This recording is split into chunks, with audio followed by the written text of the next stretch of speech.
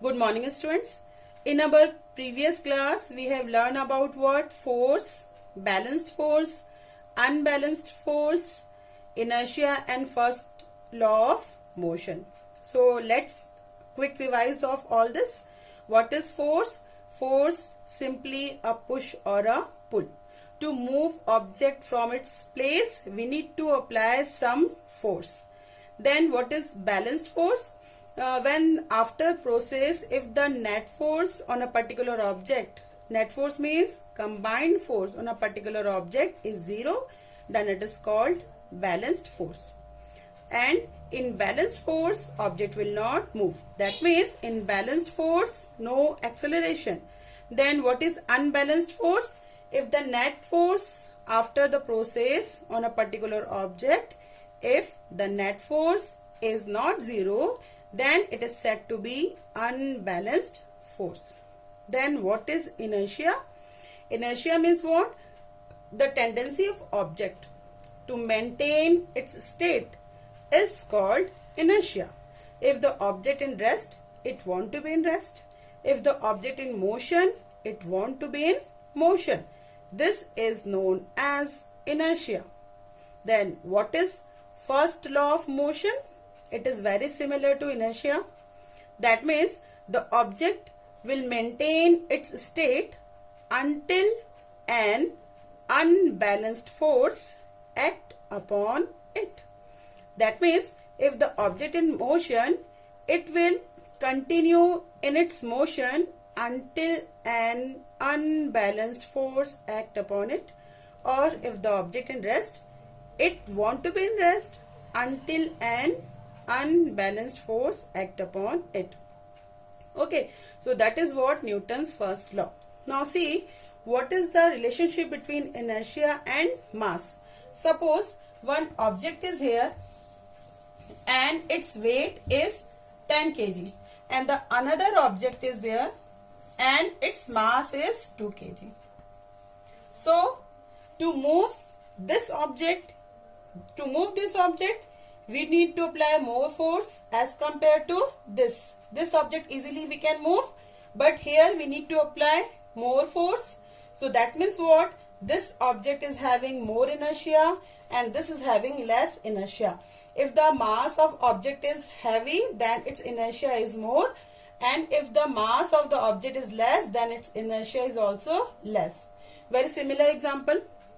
If one elephant is there and you want to move the elephant, that means you cannot easily move it. You cannot easily push, and the elephant would not move easily by your pushing. Na? Push harder. You need to apply more force to move the elephant because obviously its mass is heavy and its inertia is more. That means what? Simple. Elephant is lazy. It don't want to move. Elephant is don't want to move. Okay. And if the one ant is there, to move an air, if we simply blow air, then also it will move. Okay, because its mass is very less. Example दिया है कि अगर जैसे कोई चींटी है, अगर चींटी को हटाना है, तो अगर हम सिंपल से एक फूंक भी मार दें उसके ऊपर, तो चींटी क्या होगी? उड़ जाएगी. क्यों? क्योंकि भाई उसका मास ही इतना कम है, मास कम है, तो उसके अंदर जो इनर्शिया है वो भी क्या होगा? बहुत कम होगा, है ना? तो इजीली मूव हो जाएगा. और अगर एलिफेंट है तो एलिफेंट को तो हम नहीं हटा सकते उसके प्लेस से, है ना? हम कितना ही पुश कर ले, हटेगा क्या? नहीं हटेगा ना इजीली. क्यों? क्योंकि उसका मास ज्यादा है, तो ऑब्वियसली उसके अंदर जो इनर्शिया है वो भी ज्यादा होगा. मतलब एलिफेंट बहुत लेजी है, नहीं हटना चाहता है. ठीक है, हो गया इतना क्लियर? चलो अब हम आ जाते हैं यहाँ पे नेक्स्ट थिंग पर. Today we will see about the momentum and the second law of motion. What is momentum? Okay. Similar example again I am taking. यहाँ पे मान लो एक बहुत बड़ी बॉल है और यहाँ पे क्या एक छोटी सी बॉल है. ठीक है, मान लो इस बॉल का जो वेट है वो आपका 50 केजी का है. इस बॉल का वेट कितना है? 50 केजी है. और ये जो बॉल है वो सिंपल प्लास्टिक की बॉल है, तो इसका वेट 1 केजी भी नहीं आएगा, बहुत ही कम होगा. बहुत इसका वेट हम ग्राम में ले लेते हैं. चलो इसका वेट हम क्या करते हैं? 50 ग्राम कंसिडर कर लेते हैं. ठीक है, ये जो बॉल है इसको अगर मुझे मूव करना है तो मुझे बहुत फोर्स लगाना पड़ेगा, क्योंकि इसका वेट कितना है? 50 केजी है ना, बहुत ज्यादा है. तो इसको अगर मूव करना है तो बहुत ज्यादा फोर्स लगाना पड़ेगा मुझे यहाँ पर. और ये तो बहुत ही हल्की सी बॉल है, तो इसको जस्ट हम ऐसे पुश भी करेंगे तो क्या होगा? ये इजीली क्या होगा, मूव हो जाएगा। ठीक है, मतलब यहाँ पे ये हो रहा है कि अगर आपका जो ऑब्जेक्ट है अगर उसका मास ज्यादा है तो उसको मूव करने के लिए फोर्स भी क्या लगाना पड़ रहा है, ज्यादा लगाना पड़ रहा है ना। और अगर मास कम है तो उसको मूव करने के लिए फोर्स भी क्या लगाना पड़ रहा है, कम लगाना पड़ रहा है। That means the force is directly proportional to mass of the object. If the object is heavy, then or we can say to change its position, we need to apply more force, and the mass of the object is less, then it need less force. So here we can say that force is directly proportional to mass of the object. Force is directly proportional to what? Mass of the object. Okay, then the second thing, see, the second thing is what? Okay, first we have written that force is proportional to mass of the object. अगर आप जितना ज्यादा force लगाओगे, जितना ज्यादा force apply करोगे, उतनी ही ज्यादा क्या गेन करेगा, ऑब्जेक्ट वेलोसिटी, है ना। जितना ज्यादा फोर्स लगाओगे, जितना ज्यादा फोर्स लगाओगे उतना ही ज्यादा वो ऑब्जेक्ट क्या गेन करेगा, वेलोसिटी करेगा ना गेन। छोटी सी बॉल है, अगर उसको आप बहुत ज्यादा पुश कर दोगे तो बहुत दूर तक जाएगी, जाएगी कि नहीं जाएगी, जाएगी ना। अगर एक छोटी सी प्लास्टिक बॉल है, उसको आपने बहुत जोर से क्या कर दिया, आप पे किक कर दिया, तो बॉल तो बहुत दूर तक जाएगी। क्यों? क्योंकि उसको जो वेलोसिटी है उसके ऊपर क्या लग रही है, उसका मास तो कम है बट उसको आपने फोर्स ज्यादा अप्लाई किया है तो उसको वेलोसिटी भी क्या है, वहां पे ज्यादा हो गई है। ठीक, और अगर मान लो कि जैसे कैरम बेस्ट एग्जाम्पल है ना, एग्जाम्पल दे रहे कैरम का। जब आप कैरम खेलते हो तो उसका जो स्टैकर होता है, अगर आप उसको धीरे से पुश करोगे, मतलब आपने धीरे से पुश किया, फोर्स कम लगाया, अगर फोर्स कम लगा रहे हो तो क्या होगी, थोड़ी दूर जाएगी, फिर क्या होगी, रुक जाएगी। ठीक है, मतलब जितना आपने फोर्स अप्लाई किया उतनी ही क्या है इसके अंदर वेलोसिटी गेन किया उसने, है ना। और अगर इसी को आप बहुत जोर से पुश करोगे, मतलब ऐसे किक ज्यादा पुश करोगे, तो इसकी जो वेलोसिटी है वो भी क्या होगी, मोर होगी, मतलब ये ज्यादा दूर तक जाएगा, है ना। तो जितना, जैसे फुटबॉल भी है, अगर आप फुटबॉल खेलते हो तो अगर आप बॉल को स्लोली किक करते हो तो उसको उतनी ही वेलोसिटी गेन होगी और वो उतना ही डिस्टेंस कवर करेगा। अगर आप बॉल को जोर से किक करते हैं तो उसके अकॉर्डिंग वो क्या होगा, उसकी वेलोसिटी हाई होगी और वो क्या होगा, ज्यादा दूर तक जाएगा। That means is what, force, if we are applying more force then the object is gaining what, more velocity. If the force is less then the velocity is also what, less. That means here we can say that force is proportional to velocity also. We can say that force is proportional to velocity also. Okay, so first thing we know, we have seen that force is directly proportional to mass of the object. जितना object का मास होगा उसको move करने के लिए उतना ही force लगाना पड़ेगा। And the force is directly proportional to velocity of the object. That means जितना ज्यादा फोर्स अप्लाई करोगे वेलोसिटी भी उतनी ही ज्यादा होगी, जितना कम आप फोर्स अप्लाई करोगे वेलोसिटी भी उतनी ही कम होगी। ओके, सो देखो अब यहाँ पे हमको बार बार बोलना पड़ रहा है कि फोर्स, मैंने कितनी बार यहाँ पे बोल दिया ना कि force is proportional to mass and force is proportional to velocity. Better ये है कि हम इन दोनों को कंबाइन करें और इसको क्या करें, एक नेम प्रोवाइड कर दें, है ना। Better we combine mass because we know that देखो force is proportional to mass and force is proportional to velocity.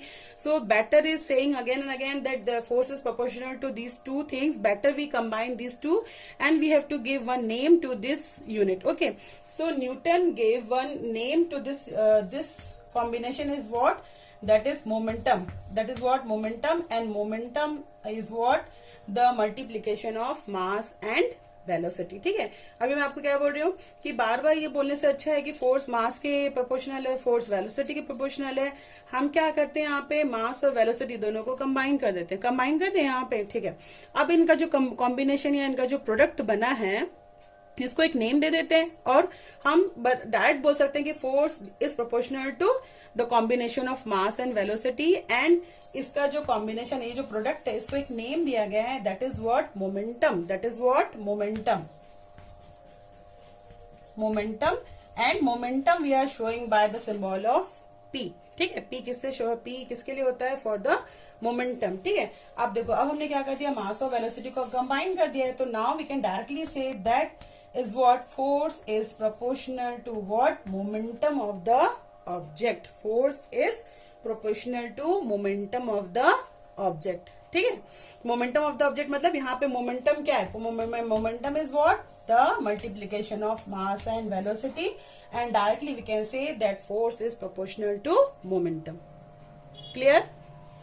Okay, now the Next thing is what?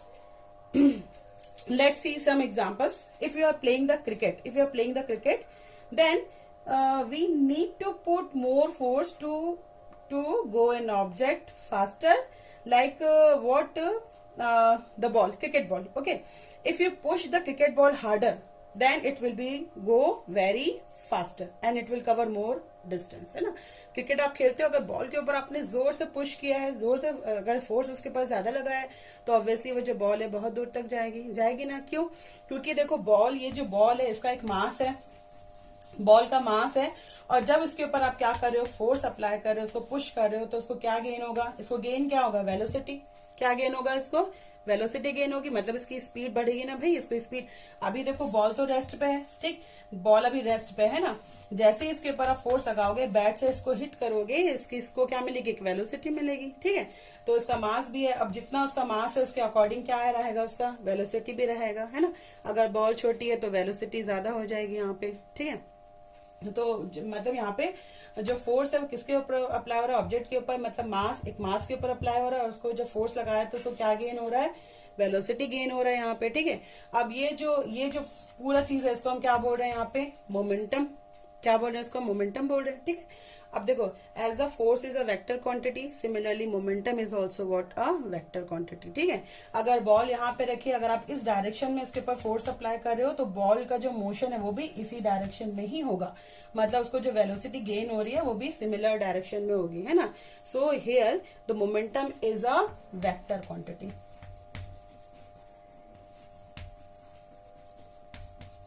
Momentum is here what? Vector quantity.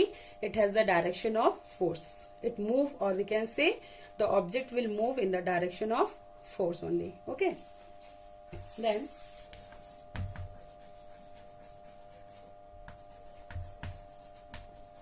so we can write momentum as m into v, mass into velocity. So what is the unit of mass? Kg, kilogram.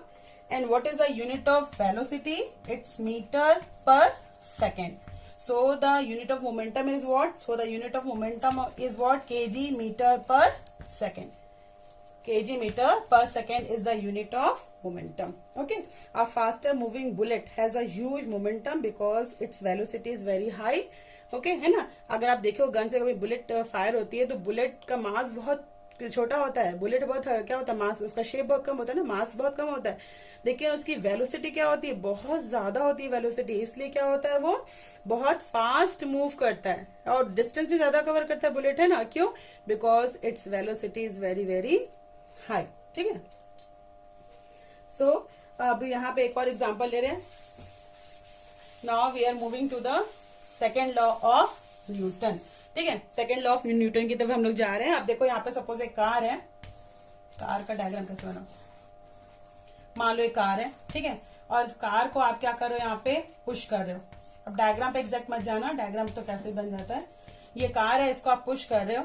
ठीक है, car को अगर आप push कर रहे हो, उस car में बैटरी भी है, बैटरी कार को आप पुश कर रहे हो, तो ये कार अभी क्या स्टेशनरी है. जब आप कार को पुश करोगे तो इसको क्या मिलेगा, एक वेलोसिटी मिलेगी, इसकी वेलोसिटी चेंज होगी, वेलोसिटी चेंज होगी. तो कार को जब पुश करोगे, इसमें बैटरी अभी ठीक काम कर रही है, तो कार स्टार्ट हो जाएगी और ये मूव करेगी, है ना, मूव करेगी ना. When you push the car, it has the battery and it's working also, then it will the car will gain what, velocity, and start moving. होगा, मूव करना स्टार्ट हो जाएगा. ठीक है, अब दूसरा केस लेते हैं. दूसरा केस ये है कि इसकी जो बैटरी है वो खराब है, इसकी जो बैटरी है वो काम नहीं करी, खराब है. अगर आपने कार को थोड़ा पुश किया, आप रुक गए, फिर पुश किया, फिर रुक गए, फिर पुश किया, रुक गए, तो क्या है, कार स्टार्ट हो जाएगी. हाँ, अगर आप कार को पुश कर रहे हो, फिर रुक जा रहे हो, फिर पुश कर रहे हो, फिर रुक जा रहे हो, तो क्या स्टार्ट होगी, नहीं होगी ना. It will start, no it would not start, नहीं होगी स्टार्ट, है ना. If you push the car gradually, throughout the some time, then it will gain speed, its speed will increase and the car will start. Okay, मतलब ये क्या है, देखो example वही है ना. अगर कार खराब होती है तो हमको उसको कंटिन्यू कुछ टाइम के लिए क्या करना पड़ता है, पुश करना पड़ता है. हम उसको बीच में छोड़ देंगे तो वो स्टार्ट नहीं होगी. अगर उसकी बैटरी खराब है तो कंटिन्यू आपको क्या करना पड़ेगा, उस कार को कुछ टाइम के लिए, सपोज 5 मिनट्स या 10 मिनट्स के लिए कंटिन्यू उसको, आपको 10 मिनट ज्यादा हो गया ना, 5 मिनट्स। कार को कंटिन्यू आपको 5 मिनट्स के लिए क्या करना पड़ेगा, उसी स्पीड के उसी फोर्स के साथ क्या करना पड़ेगा, पुश करते रहना पड़ेगा। ठीक है, सिमिलर फोर्स के साथ आप जब कार को कुछ टाइम के लिए पुश करते रहोगे तो धीरे धीरे कार की स्पीड क्या होगी, इंक्रीज होगी। जब उसकी स्पीड इंक्रीज होगी तो वो वेलोसिटी गेन करेगा, then the car will start moving. तब वो कार क्या होगी, मूव करना स्टार्ट कर देगी, है ना। तो मतलब यहाँ पे ये है कि यहाँ पे हम सिर्फ फोर्स को नहीं देख रहे हैं, यहाँ पे हम क्या देख रहे हैं, मतलब फोर्स तो अप्लाई हो रहा है, ठीक है। तो यहाँ पे जब इसको हम फोर्स अप्लाई कर रहे हैं तो भाई कार का अपना मास भी है, मास है तो उसको वेलोसिटी भी गेन हो रही है, ओके। बट यहाँ पे और एक चीज क्या कंसिडर हो रही है, टाइम। क्या कंसिडर हो रहा है यहाँ पे, टाइम। मैंने क्या बताया आपको कि कार है, ठीक है, उसका मास है, ठीक है, उसका मास है, उसको आप पुश करोगे तो उसको वेलोसिटी भी गेन होगी, ठीक। लेकिन वो कार तो स्टार्ट नहीं होगी ना। कब स्टार्ट होगी, जब उसको आप टी टाइम तक क्या करोगे, कंटिन्यू सिमिलर फोर्स के साथ क्या करते रहोगे, पुश करते रहोगे, है ना। टाइम चाहिए ना उसको, एक टाइम के लिए जब उसको आप पुश करते रहोगे तभी ये कार क्या होगी, स्टार्ट होगी। ठीक है, मतलब यहाँ पे टाइम भी इंपॉर्टेंट है ना। We have to consider the time also here, we have to consider the time also with the momentum, with momentum we have to consider time also, it is also important. So here is when we consider the time with momentum, when we consider time with momentum, or we can say when momentum changes, when the momentum changes, then it is known as what, Newton's second law. Then it is known as what, Newton's second law. How momentum changes, see here I will tell you. कैसे momentum यहाँ पे change हो रहा है, देखो आप condition पहले लो P1, condition पहले ले लो आप P1 बोलते हैं मोमेंटम। मोमेंटम को हम P से शो करते हैं ना, that's why I have written P1, okay. First condition में यहाँ पे जो कार है वो ये रेस्ट पे है, कार अभी यहाँ पे किस पे है, रेस्ट पे है। इसको आपने पुश करना यहाँ से शुरू किया, ठीक है, पुश करना शुरू किया तो कार यहाँ पे रेस्ट पे है, ठीक है। तो इसका मास मान लो क्या है, m है, और इसकी इनिशियल वेलोसिटी क्या है, u है ना। कार का मास क्या है, m, इनिशियल वेलोसिटी क्या है, u है। तो इसका मोमेंटम यहाँ पे क्या हो जाएगा, mu होगा, मोमेंटम यहाँ पे mu, ठीक है। अब कार को आपने पुश किया, आपने कार को पुश किया कितने टाइम के लिए, t टाइम के लिए। आप कार को कंटिन्यू पुश कर रहे हो कितने टाइम के लिए, t टाइम के लिए। तो आफ्टर टी टाइम जब इस कार की कार वेलोसिटी गेन करेगा और ये स्टार्ट हो जाएगा, दैट टाइम इसका मोमेंटम क्या हो जाएगा, ये कार है जो चलना शुरू हो गई है, अब इसको हमने टी टाइम के लिए पुश किया तो ये चलना शुरू हो गई, तो मास तो सेम रहेगा, कार का मास तो चेंज नहीं होगा, लेकिन इसकी वेलोसिटी मान लो चेंज हो गई है, and its velocity is what, v। यहाँ पे कार खड़ी थी, हमने इसको पुश करना शुरू किया तो mass is m and velocity is what, u। After t time, it gained the velocity, so its final velocity is what, v. So here the momentum of at this moment, the momentum of car is what, mv. Momentum of car is what, mv. Okay. So here you can see directly that from this state to this state, here the momentum changes. Momentum change हो रहा है कि नहीं हो रहा है? यहाँ पे momentum क्या है, mu है, but यहाँ पे जो momentum है वो क्या है, mv है। तो ऑब्वियसली कुछ टाइम टी टाइम के लिए इसका मोमेंटम क्या हो रहा है, चेंज हो रहा है, यहाँ पे हो रहा है चेंज मोमेंटम यहाँ पे। So the change in momentum और we can say the rate of change in momentum is what, Newton second law. और वी कैन से व्हाट, अच्छा देखिए एक चीज मैं भूल रही हूँ यहाँ पे आपको बताना कि ये जो फोर्स है यहाँ पे, ये आदमी क्या लगा रहा है भाई, फोर्स लगा रहा है। क्या लगा रहा है आदमी यहाँ पे, फोर्स लगा रहा है, क्योंकि ये सब चीजें तभी आएंगी जब फोर्स अप्लाई होगा। जब तक फोर्स अप्लाई नहीं होगा तब तक मोमेंटम नहीं आएगा। तो यहाँ पे फोर्स अप्लाई कर रहे हैं ना, तो ये जो फोर्स है, ये जो फोर्स, बंदा बेचारा थक गया है, इतनी देर से धक्का मार रहा है, तो ये जो फोर्स अप्लाई कर रहा है, ये फोर्स जो है वो किसके इक्वल होगा, ये कितना फोर्स लगाया इसने, चलो बताओ। ये 10 मिनट तक आप कार को अगर धक्का दे रहे हो तो आपने कितना फोर्स लगाया भाई, आपने उसके रेस्ट से, यहाँ पे रेस्ट से आप यहाँ तक गए, मूवमेंट तक, यहाँ तक आपने उसको पुश किया है ना। तो यहाँ पे जो फोर्स है, ये जो फोर्स है यहाँ पे F फोर्स, ये जो है वो किसके इक्वल हो जाएगा, the rate of change in momentum. The rate of change, ये सॉरी इक्वल नहीं, ये डायरेक्टली प्रोपोर्शनल किसके हो जाएगा, the rate of change in momentum, rate of change in momentum. होगा कि नहीं होगा इक्वल, क्योंकि rate of change in momentum क्या हो रहा है कि भाई आप जब पुश कर रहे हो तो इसका जो मोमेंटम है वो P1 से कहां पे चेंज हुआ है, P2 पे, है ना। तो आप ये पूरा नेट फोर्स कैलकुलेट करोगे ना कि आपने कितनी देर तक कार को पुश किया है ना, ठीक है। और उसका स्टेट कैसे चेंज हुआ है, पहले उसका मोमेंटम क्या था, अभी उसका मोमेंटम क्या है ना। तो Newton second law is what, that is force is proportional to rate of change in momentum. Now so the Newton's second law of motion is what, that change in momentum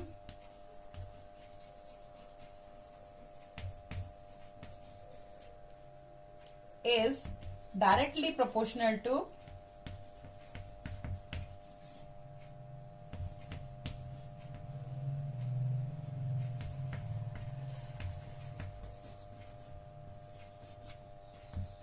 force. Second law of motion is what, change in momentum is directly proportional to force, that is F is proportional to P2 minus P1. Then force is inversely proportional to time. Force is inversely proportional to what, time. Okay, so here we can write that force is proportional to change in momentum is what, P2 minus P1 upon time. That is what, this is what rate of change in momentum. This is what rate of change in momentum.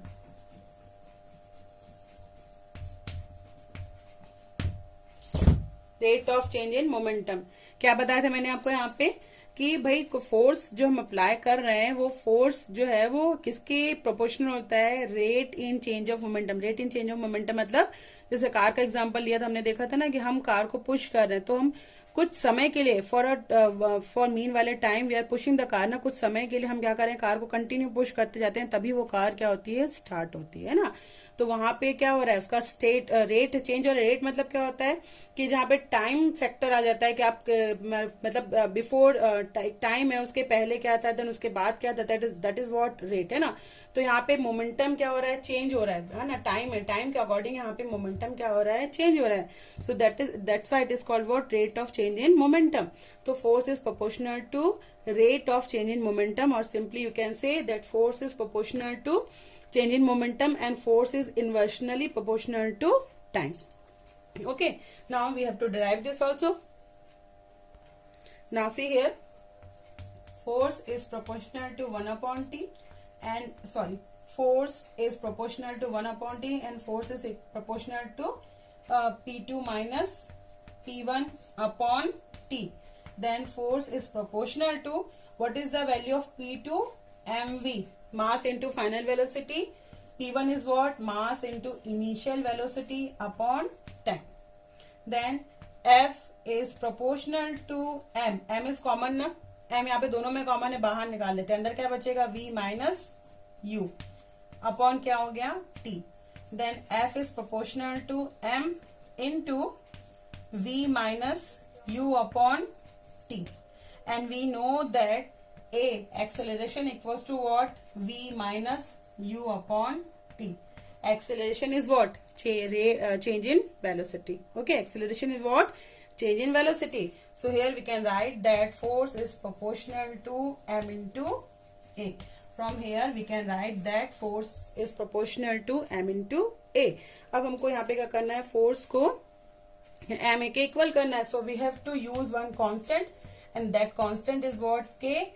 So when we multiply this value with k, then force is equals to k into m a. Force is equals to k into m a. Suppose यहाँ पे जो मास है वो कितना है, 1 kg का है, और एक्सेलरेशन यहाँ पे कितना हो रहा है, 1 मीटर का हो रहा है, और फोर्स जो यहाँ पे हम अप्लाई कर रहे हैं वो कितना हो रहा है, 1 न्यूटन का फोर्स अप्लाई हो रहा है. तो यहाँ पर क्या हो जाएगा, यहाँ पे चेंज क्या होगा, इसमें आपका चेंज ऐसा हो जाएगा. यहाँ पे देखो ये जो फोर्स कितना अप्लाई हो रहा है 1 न्यूटन का, और मास यहाँ पे जो हम अप्लाई कर रहे हैं वो कितना है 1 kg का, और एक्सेलरेशन भी कितना हो रहा है 1 मीटर का. तो k की वैल्यू यहाँ से क्या हो जाएगी 1. k की वैल्यू यहाँ पे क्या हो गई 1. सो जब k की वैल्यू को हम यहाँ पे पुट करेंगे तो ये फोर्स इक्वल किसके हो जाएगा, मास इंटू एक्सेलरेशन के.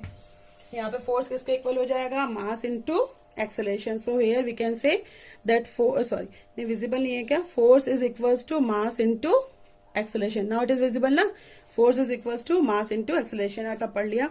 अब ये बताओ, एग्जांपल बताओ.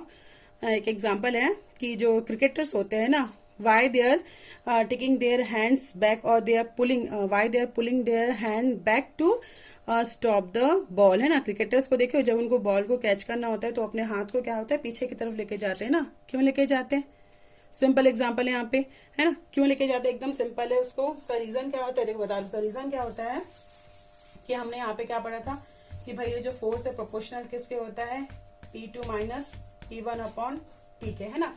तो यहाँ पे जो बॉल आपकी आ रही है, ठीक, बॉल जब आ रही है तो उसका यहाँ पे मोमेंटम चेंज, यहाँ पे आप जब बॉल को हाथ को पीछे लेके जाओगे तो ऑब्वियसली वहां पे टाइम क्या होगा, बढ़ जाएगा. अगर टाइम यहाँ पे इंक्रीज हो रहा है, टाइम अगर यहाँ पे इंक्रीज हो रहा है तो ये जो आपको momentum, rate of change in momentum है क्या होगा, कम हो जाएगा. क्यों, क्योंकि अगर आप टाइम को इंक्रीज करोगे तो यहाँ पे जो फोर्स अप्लाई हो रहा है वो क्या हो जाएगा, लेस नहीं होगा. अगर यहाँ पे टाइम को बढ़ाओगे तो रेट ऑफ चेंज, ये जो आपको मोमेंटम है वो क्या हो जाएगा वहां पे, मतलब यहाँ पे उसका मोमेंटम डिक्रीज करने में हेल्प मिलेगी. मोमेंटम डिक्रीज हो जाएगा. जब ये पूरा क्वांटिटी डिक्रीज हो जाएगी तो जो अप्लाइड फोर्स है वो भी क्या होगा, कम हो जाएगा. फोर्स जब रिड्यूस होगा तो इजीली वो बॉल क्या होगी, वहां पे स्टॉप हो जाएगी, या फिर वो बॉल आपके हाथों में इजीली आ जाएगी, आपको हर्ट नहीं होगा, है ना. और अगर वैसे अगर हाथ को आप ऊपर करके कैच करोगे तो उस वक्त क्या होगा कि टाइम वहां पे, टाइम ड्यूरेशन क्या होगा वहां पे, कम हो जाएगा. अगर टाइम ड्यूरेशन कम होगा तो यहाँ पे जो वैल्यू आ रही है, rate of change in momentum, ये क्या होगा आपका, हाई हो जाएगा. जब ये हाई हो जाएगा तो फोर्स भी क्या होगा, हाई होगा. अगर फोर्स ज्यादा अप्लाई होगा तो obviously you will get hurt more, है ना. So that's why the cricketer, they are pulling their hand backward when they want to stop the fast moving ball. Okay.